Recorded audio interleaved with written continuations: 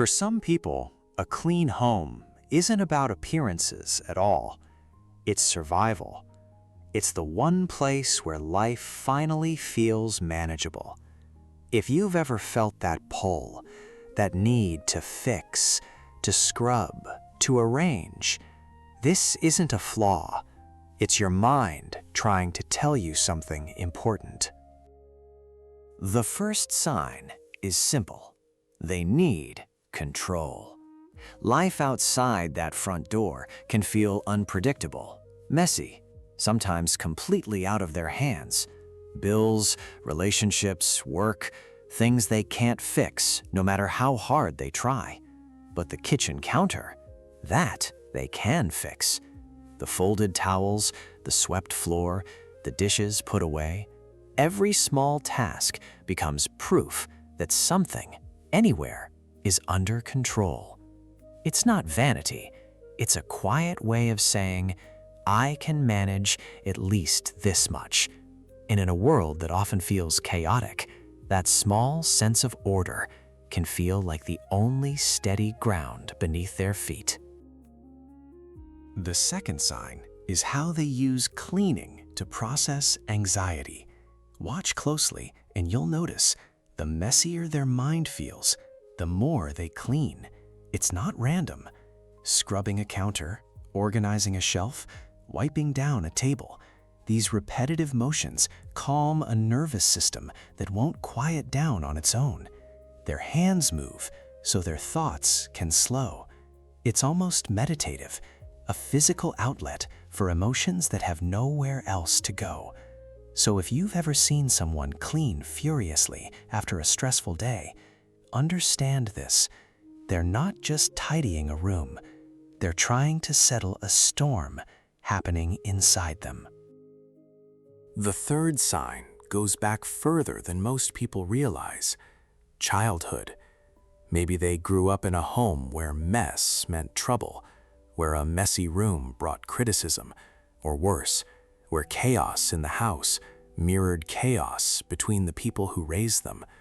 So they learned early, if everything looks fine, maybe everything is fine. Cleanliness became a kind of armor, a way to keep peace, to avoid conflict, to feel a little safer in an unpredictable environment. Now, decades later, that same instinct still runs quietly underneath their behavior. It's not really about dust or clutter. It's an old, familiar attempt to protect themselves, the only way they once knew how. The fourth sign is harder to admit. They equate mess with personal failure. A pile of dishes isn't just dishes to them. It can feel like proof they're falling behind, that they're not doing enough, that they're somehow failing at life itself. This isn't logical, but anxiety rarely is. So they push themselves to keep everything spotless, partly to avoid that crushing feeling of inadequacy. The harsh part is, this standard is often impossibly high, set not by anyone around them, but by an inner voice that's been criticizing them for years. And no amount of cleaning ever fully satisfies a voice like that. The fifth sign is something deeper than habit. It gives them a real sense of safety. A clean, ordered space can feel like a shelter from an unpredictable world. When everything has its place, their nervous system can finally exhale. It's the difference between walking into chaos and walking into calm. For someone who carries a lot of stress, that feeling matters more than most people understand. It's not about impressing anyone.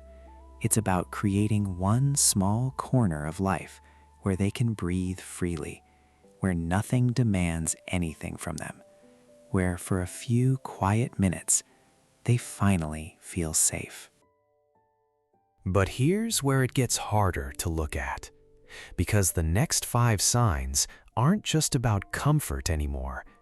They show what happens when that need for order quietly takes over everything: relationships, rest, even how they see themselves. And the next one might hit closer to home than you expect. The sixth sign is one of the most overlooked. They use cleaning to numb emotions they don't know how to face. Grief, loneliness, frustration, sadness they can't quite name. Instead of sitting with those feelings, they scrub a sink, reorganize a closet, fold laundry that didn't need folding.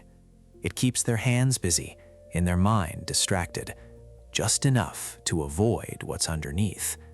It works for a while. The house stays immaculate, but the feelings never actually go anywhere. They just get pushed further down. And eventually, no matter how clean the surfaces are, the emotions they've been avoiding find a way to surface anyway. The seventh sign is about identity. Somewhere along the way, they became known as the reliable one, the organized one, the person who always has it together. And that reputation became part of who they are.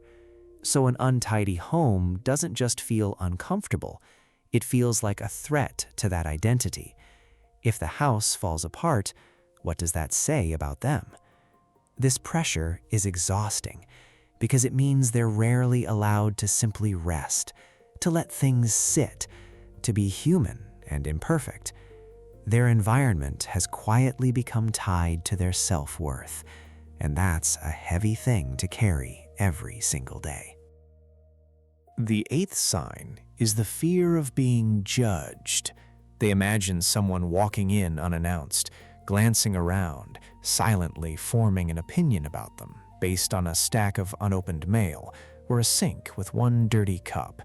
So they clean, partly for themselves, but also as a kind of armor against criticism that may never even come. It's exhausting to live as though you're always being evaluated, always one mess away from disapproval. And the saddest part is, most people who walk into their home aren't judging at all. The harshest critic in the room is almost always the person who lives there. The ninth sign is more positive than the others. For some, a clean home is simply an act of self-respect. They've learned that the space they live in affects how they feel, so they take care of it the way they take care of themselves. Clean sheets, an organized desk, a clear kitchen counter. These aren't about perfection. They're a quiet form of self-care, the way of saying, I deserve to live somewhere that feels good. When it comes from this place, cleanliness isn't anxiety in disguise. It's simply someone honoring their own peace, their own comfort, their own sense of dignity. And the 10th sign reaches all the way back to how they were loved as children. Maybe approval in their home came easiest when their room was clean, when they didn't cause trouble, when everything looked just right. So somewhere deep down, order became tangled up with being loved, being accepted, being enough. As adults, that pattern doesn't just disappear. A messy house can still trigger an old, almost forgotten fear that if things fall apart, so does the affection they worked so hard to earn. It's not really about cleanliness at all. It's about a child who once learned that being good meant being tidy. When you put these 10 signs side by side, a clear picture forms. This isn't really about dust or clutter. It's about control, safety, identity, and old wounds that never fully healed. For some people, cleaning is calm. For others, it's quiet anxiety wearing a very tidy disguise. The line between healthy habit and emotional coping can be thin, and most people never stop to examine which side of that line they're standing on. Understanding this doesn't mean judging anyone for keeping a clean home. It means recognizing that behind every habit, there's usually a much deeper, much more human story. And if any of this felt familiar, take a breath, because this can bring up a lot. Maybe you recognized your mother in sign 3. Maybe you recognized yourself in sign 6 or sign 8. There's no shame in that. These patterns formed because at some point they helped someone survive something difficult. An unstable home, an anxious mind, a fear of not being enough. They were never weaknesses. They were solutions, even if imperfect ones. Acknowledging that doesn't mean you're broken. It means you're finally seeing clearly something that's been quietly shaping your life for a very long time. So what can you actually do with this? Start by noticing, without judgment, when you reach for a cloth or a broom. Ask yourself gently, am I cleaning because I want to, or because I'm avoiding something underneath? If it's the second one, try sitting with that feeling for just a few minutes before you start tidying. Let the house stay imperfect while you check in with yourself instead. Over time, that small pause builds awareness, and awareness is what turns an automatic reaction into an actual choice. You don't have to stop cleaning. You just deserve to know why you're really doing it. And here's the nuance worth holding on to. A clean home isn't a problem. Caring about your space is healthy, even beautiful. The goal was never to feel guilty for liking order. It's to make sure that order is something you choose, not something controlling you. There's a real difference between tidying because it brings peace and tidying because chaos feels unbearable.